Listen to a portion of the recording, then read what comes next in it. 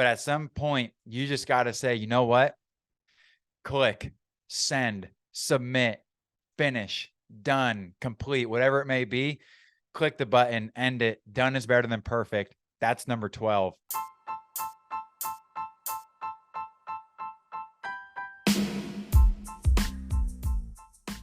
What up, world?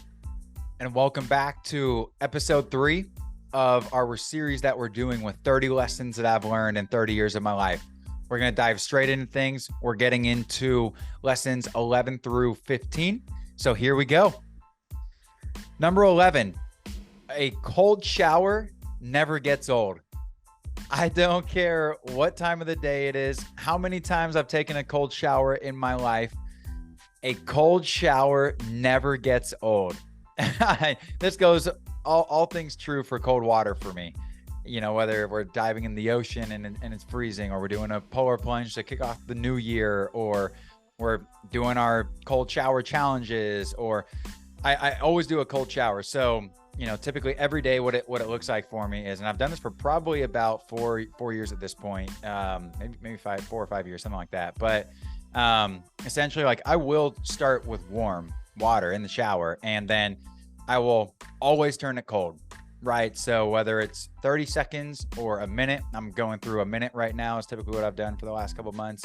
But yeah, to this day, there's not a day that goes by where cold water exposure doesn't get old for me. I immediately, I use it as a way to really practice combating stress. I use it as a way to, honestly, as silly as it sounds, like, I feel better. Like, I feel more positive, and it makes me laugh. Honestly, I end up laughing a lot. And then sometimes, like, I'm that crazy person who will recite their goals in the cold shower, like that feeling of empowerment. I think and I believe that there are some physical benefits to it, like reducing inflammation and like kickstarting your metabolism. I can't speak too much to the scientific breakdown of it. I think that it helps in those ways. But I love it for the mindset mentality aspect of it. I think that it takes it takes a lot to turn the water cold in that moment. And so I just love doing things in the lines of seeking discomfort, doing things that make you uncomfortable, and just continuing to practice that skill and build that muscle. So that's number 11 for you. A cold shower never gets old. Go try it if you don't do it. And there's not a day that goes by where I don't think about getting that cold plunge tub. So number 12, done is better than perfect. I love this one. For somebody like myself that has struggled with paralysis by analysis in the past and putting things off, procrastination, whatever it may be, feeling like something's not quite perfect enough to put it out to the public, send it to the prospect, release it on social media, whatever it may be. I always struggled with, I think it is super important to put out quality work, right? Don't get me wrong. Like, it is important 100% to put out something that has substance, that has real value, that can truly help people, that is a really, quality piece of whatever you're doing. But at some point, you just got to say, you know what? Click, send, submit, finish, done, complete, whatever it may be. Click the button, end it. Done is better than perfect. That's number 12. Number 13, no decision is worse than the wrong decision.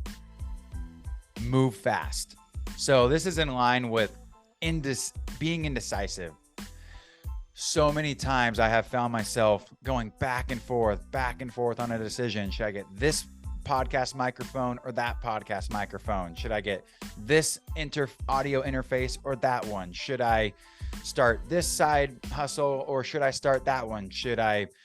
So many should I, right? End of the day, make a decision, commit to it, and take action, right? And then move fast through that.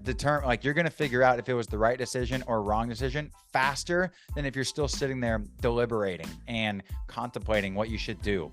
My most recent example of this was picking out a website, right? It was, I watched, I committed myself to watching one YouTube video on website builders and potential platforms to use, and no more. And then I was going to make a decision. I watched it, picked the one, and I went for it. Next thing you know, I had my blog up, written, and clicked publish. And it was just relieving, you know? And funny story from that is when I clicked publish, like the server failed or something. And so turned out to be, wasn't the right one.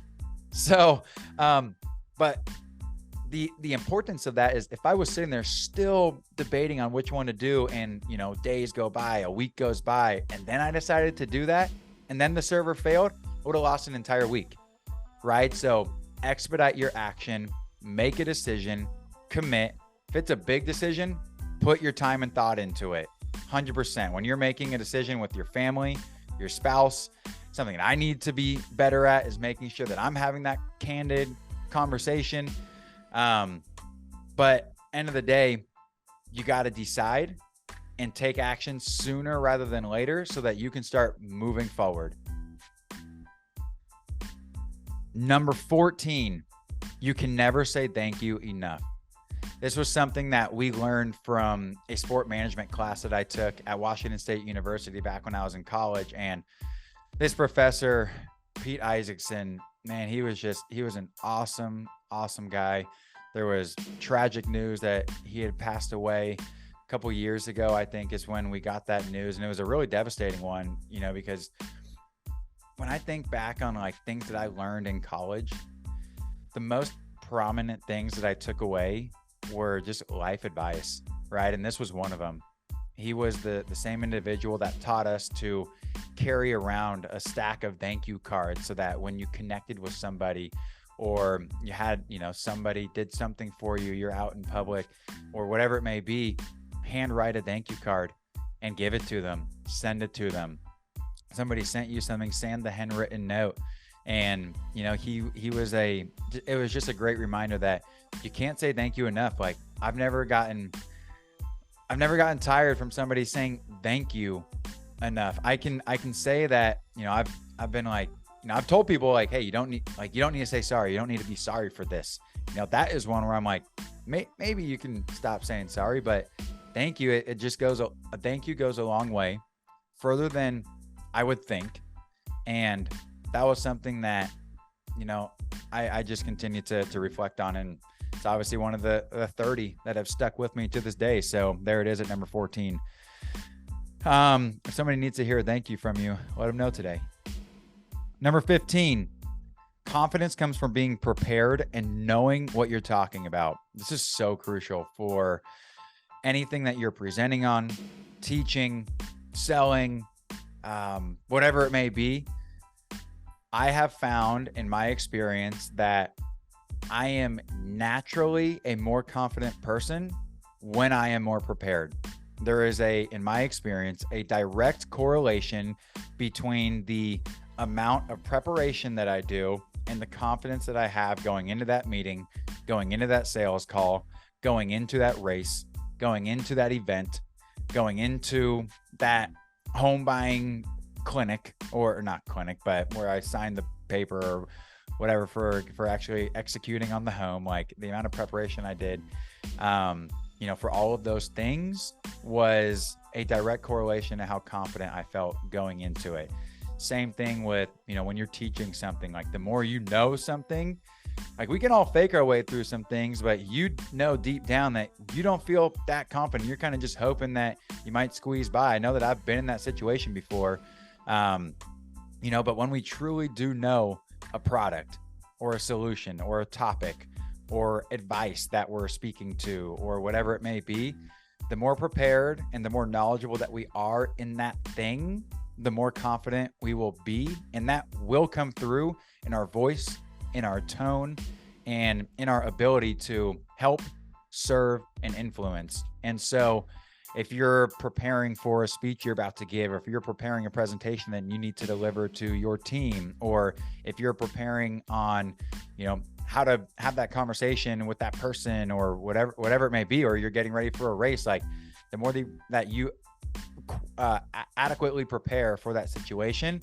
the more confident you're going to be, the stronger you'll feel, and ultimately the better that you will do and the more success you will most likely have. So that is what I have for you today. That is 11 through 15 on this 30 for 30 series. Thank you for staying tuned in, and I will see you on the next episode when we dive into 16 through 20.